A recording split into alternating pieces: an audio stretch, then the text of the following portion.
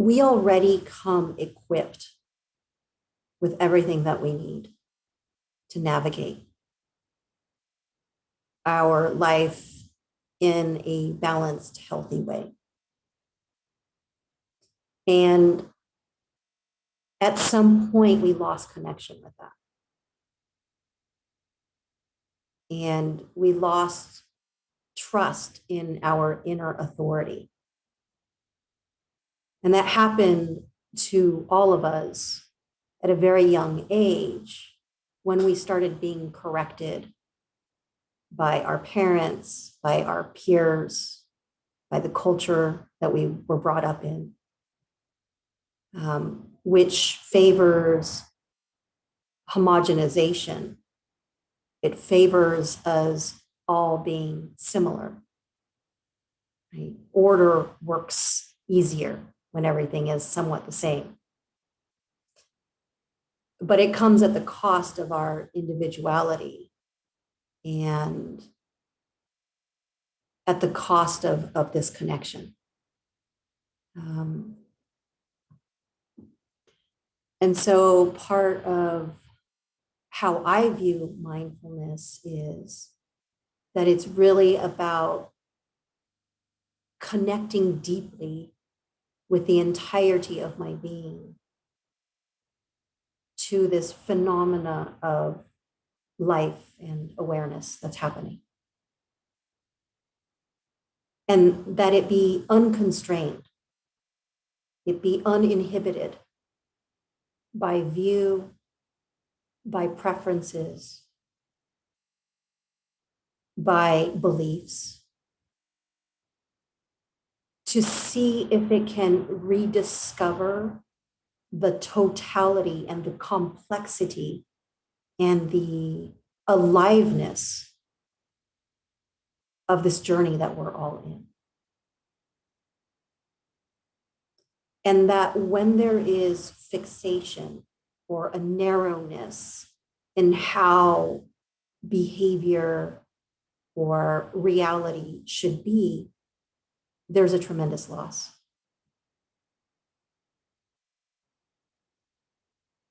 We all sentient beings come equipped with awareness. And it is through awareness that we take in our surroundings that enables us to connect with our surroundings. And also, it is this awareness that allows us to notice the impact in our internal world, which gives us a starting point to create a bridge where both the external and the internal can coexist in harmony.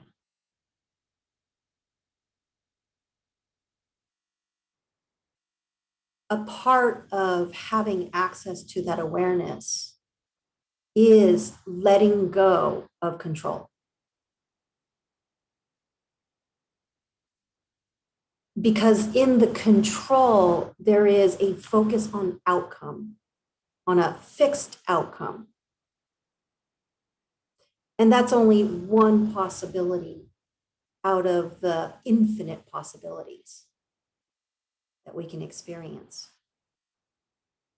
And so there's a limitation. There's a dimness. There's a loss of vitality. There's a deadening in exchange for security of knowing what's going to happen, or feeling like we can influence the outcome of how things are going to be.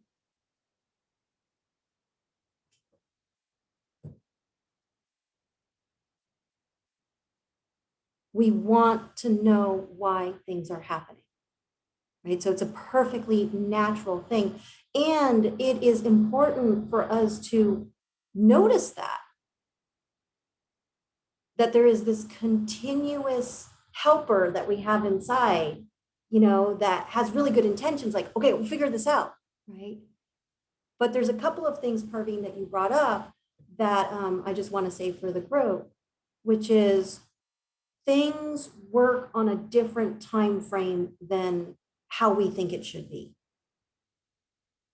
So that the emotion is a direct response of what's happening. If we don't know why, it's because whatever is happening has not fully integrated in the organism. It's still picking up pieces of information.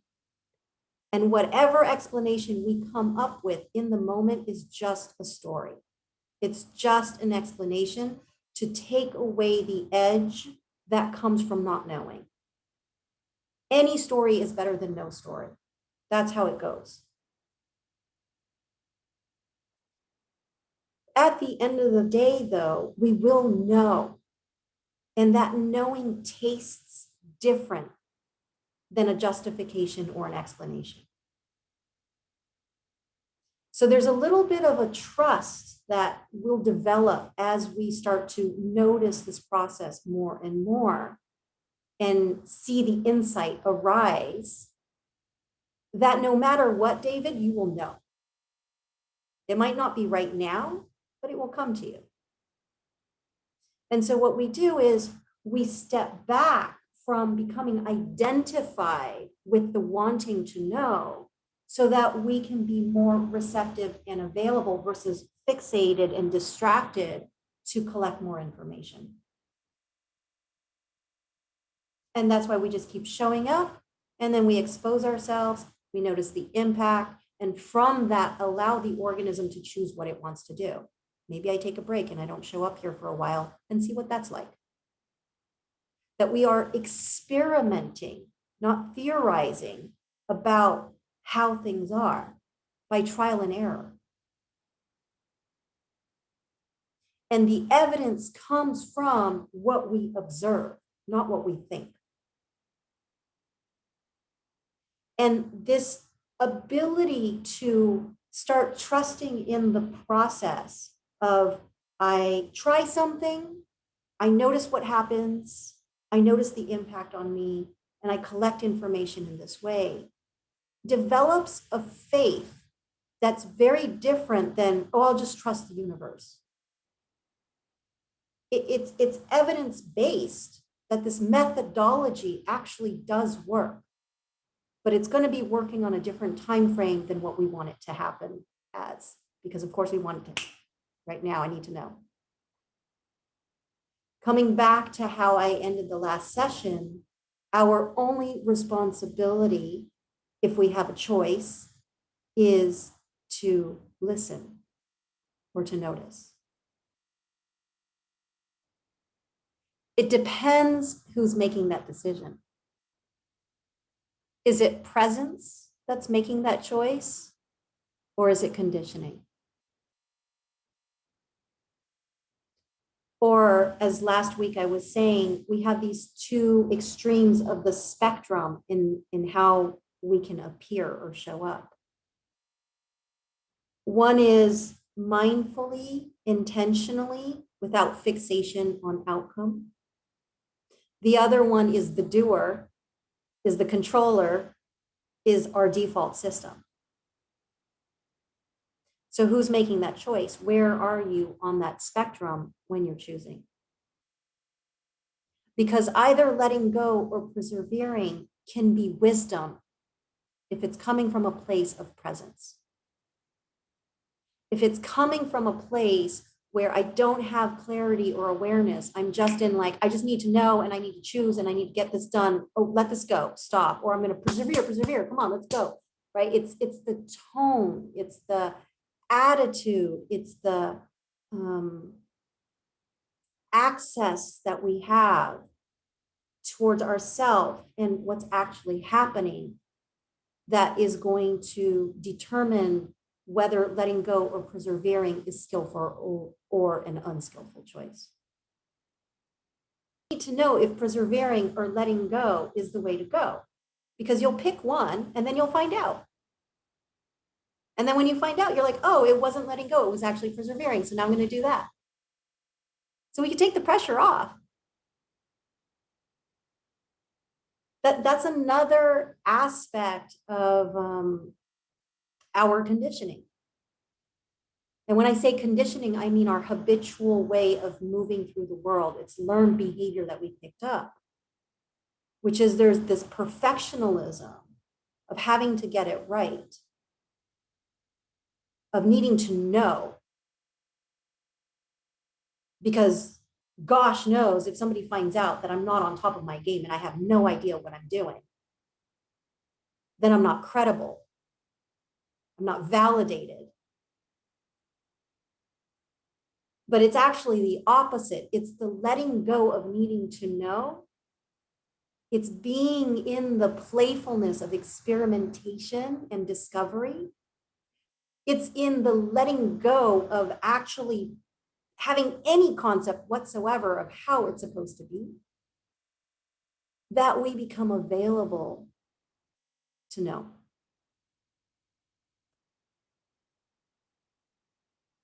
I was trying to put words into this hierarchy of felt experience that we have.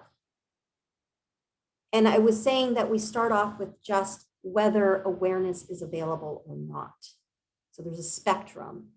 And on one side, there's unconsciousness, meaning you physically are unconscious, like you're asleep, or you're just, your nervous system is so overwhelmed or underwhelmed that you're just acting unconsciously. And at some point, with enough energy being available, there is enough energy for conscious awareness. And if I continue to increase the energy level too much, the awareness drops off again, right? So there's this sweet spot for mindfulness, for intentional conscious awareness. And that is completely dependent on the state of our nervous system. And that when we become hyper aroused, or there's so much energy moving through us, which oftentimes is as a result of feeling that there's too much stimulus for the nervous system to digest in an appropriate pace, or there's this inherent fear of danger or lack of safety that throws us on overdrive. Our availability of awareness is dependent on the nervous system. Okay? So there's either the conditioned state, if I'm going to be extreme, which is I'm on autopilot, I'm not conscious anymore, my evolutionary system has taken over, or on the very opposite side is there's deep presence, there's clarity, there's intentionality, I am choosing how I'm moving forward. Okay. At the next level, there is a valence to what we're perceiving. We either like it or we don't like it, or we don't care, right? There's those three possibilities. And that valence is going to not only move us into action, because if I don't like it, then I'm in not wanting, and I'm going to do something to get myself out of that unpleasant feeling. If I do like it, I'm also going to move into action because I'm going to try to contrive or manipulate my experience to hold on and make that feeling last longer. Either extremes, I'm moving away potentially from my experience. And in neutral, I'm just disassociated or bored because there's nothing to pay attention to. On top of that, then now we start getting into emotions, right? So there's not wanting. And from the not wanting, there might stem confusion. There might be anger. There might be fear, right? So you have the unpleasant emotions that I can get. And from the wanting, there might be desire, right? Which actually is not really so much of an emotion, but it's still it's a movement, it's a state. But you get like pleasant emotions on that side. And so the emotions essentially are usually what rise to our consciousness and are what we're paying attention to. We're not paying attention so much to what's underneath. We're not paying attention so much to that valence or just that state of wanting or not wanting. We're more on the emotions. The emotions are important because they give us information about what's happening underneath. They signal to us, just like your car has a panel with the things that light up to signal to you. Like usually what's going wrong is what comes first to our attention, which is normally we notice more negative emotions than positive, right? We're designed evolutionarily that way. But all of this to say that emotions are a reliable feedback that the organism produces to alert us of something. And it doesn't matter whether we are experiencing positive or negative emotions. The full range is important information for us if we want to connect to what's actually happening. And I'm bringing this up because there tends to be a bias towards wanting to experience particular emotions and avoiding or shaming or not wanting to have anything to do with the other range of emotions. And while unpleasant emotions might be uncomfortable to experience, they're actually equally, if not more important than the pleasant ones, because they really give information about how we can take care of ourselves and how we can reestablish that more conscious, intentional awareness.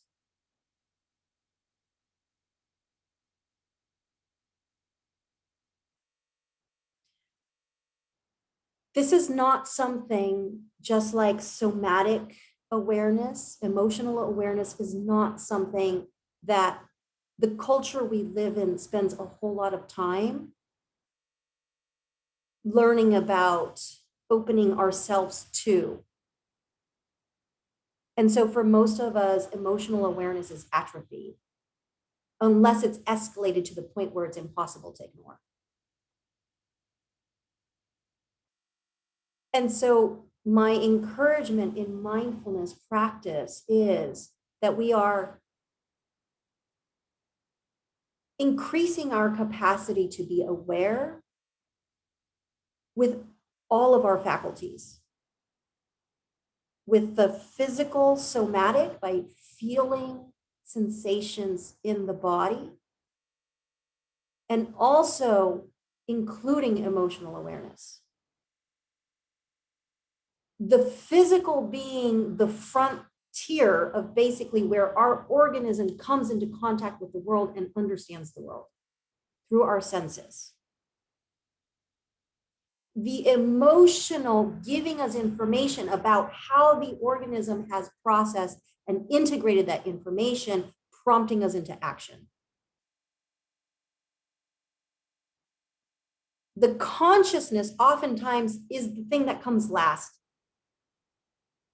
And in that hierarchy, where I was talking about of the experiences, so first you have sensory, you see, you hear, you taste, you smell. And then from there, there's generally a valence attached to that, right? It's positive or negative or neutral, or I like it, don't like it. And then from there, you get some kind of emotional experience. And then the mind comes and is aware of that and will make up a story about what's happening. And I'm saying all of this because the higher up you go on that pyramid, the further you are away from what's actually happening. And this is one of the reasons why most mindfulness practices always start with just sensory. When we are just in sensory, unless it's a really intense, unpleasant sensation, when we're just in sensory, oftentimes there's not as much valence as the next level, as thought being the most that produces the most valence and dysregulation and on that spectrum of, you know, being present and mindful and losing consciousness and being in conditioning. When we stay in sensory, there is more access to a level of relaxation in the nervous system so that mindfulness can be accessible.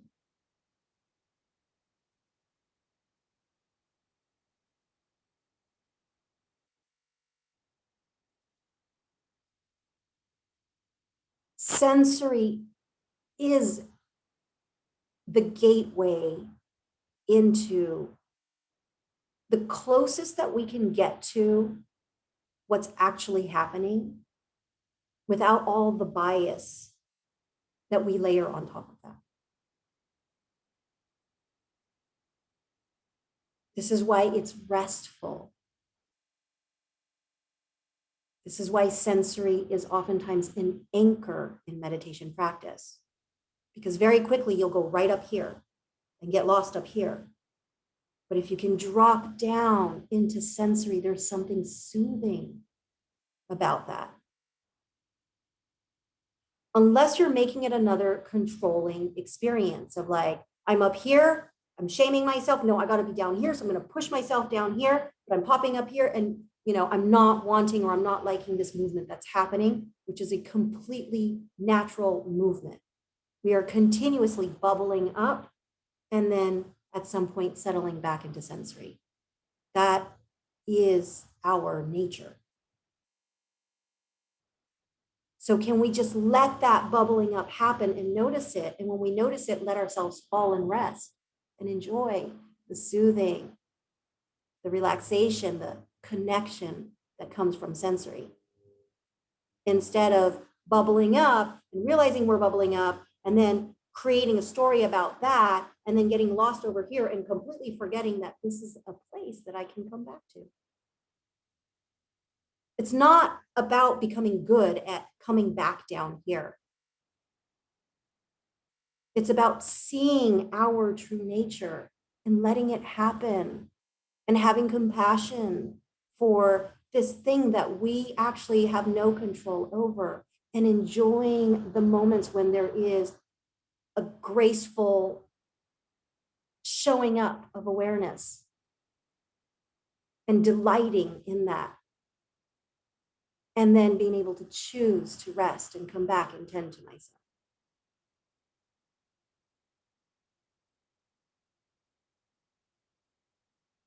I always talk about this with mindfulness practice.